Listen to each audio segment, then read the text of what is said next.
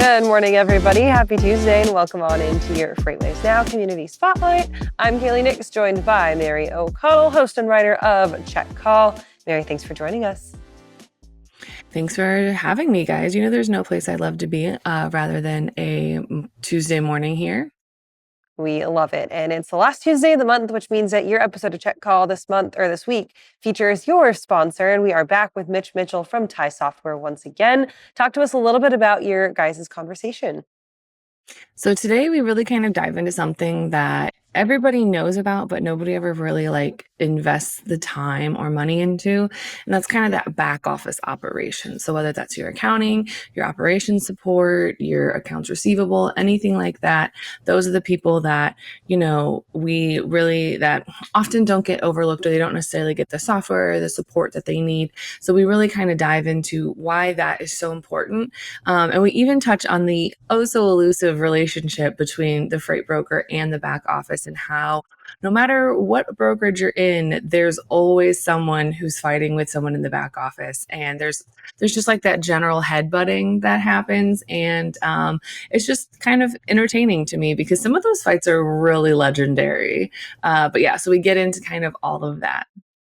Yeah, sometimes it can kind of feel like a cold war between the people who are quote unquote doing the work. I put that in quotes because your back office people, your finance and accounting, they do so much work. They do so much hard work. But there is this perception that the brokerage and the floor and your front facing operations, your sales, your marketing are the workhorses, whereas your back office, your finance, your accounting, your other folks are just the ones that make all that happen. There's kind of this weird Cold War tension between them. And there really shouldn't be, because they feed into each other, right? The finance people help your salespeople be more efficient and sell more, which then feeds into their ability to work. C'est la vie. Can you talk to us a little bit, maybe why culturally that's kind of the case? So it's something actually that we dive into the episode today about. So I highly recommend watching that because we have a lot of different perspectives. But the thing we kind of boiled it down to is it's just a different priority. So if you think about it, your freight broker is more often than not going to sit there and say, hey, I just care about making the most margin, getting this load booked, et cetera, et cetera.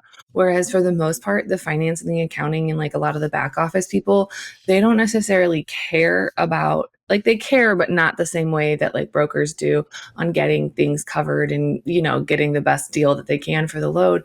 They care about the paperwork being correct, getting all the point of proof of delivery, making sure all the accessorials are right. And so it just stems from a different set of priorities, which it makes sense because you're going to say, well, that's not a priority to me. So why do I need to sit there and do it? When in reality, making sure that you're completing your paperwork, you're getting all the supporting documentation you need, you're getting everything like that. That's going to make the accounting people's jobs easier, which means that your carrier is going to be paid faster.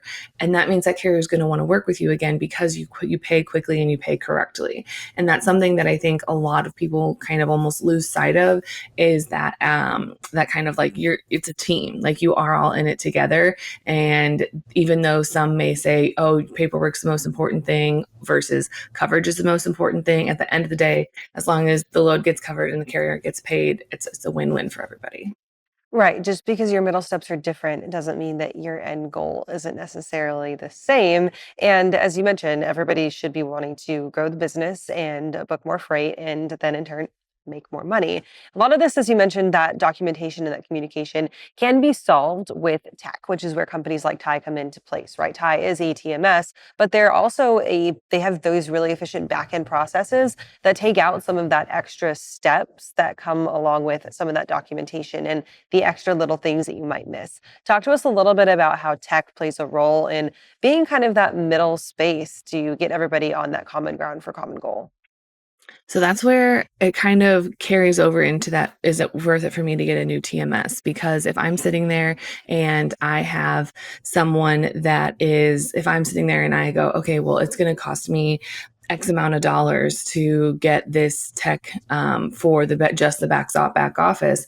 But if I can just go ahead and wrap it all up in a new TMS, then I'm potentially saving myself from additional subscriptions that I don't need, additional pieces of software I don't need.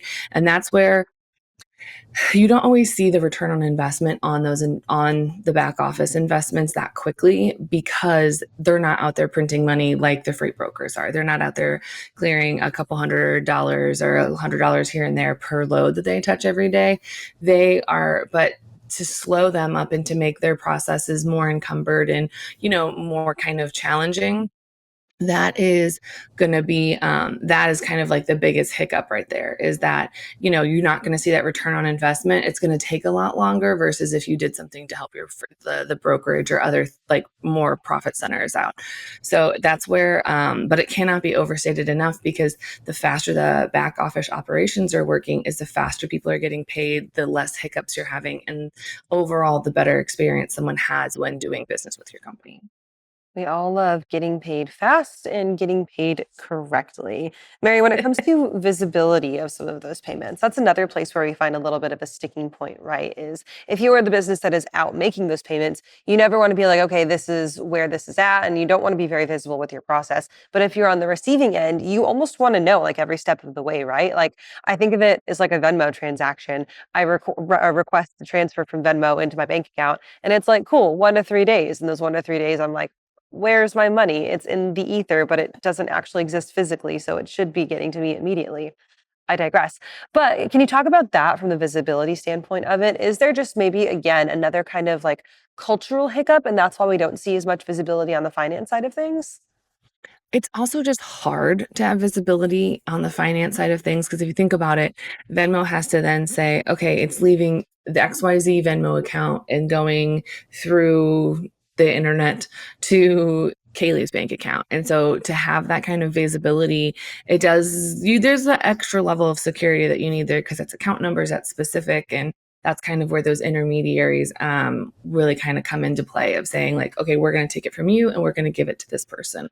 Um, I think there has been a lot of steps made in the visibility process, specifically from the shipper side, where, they can log into a portal and they can see how much they have outstanding, how much they have paid, how much they've paid for their current billing cycle, what's left to be paid.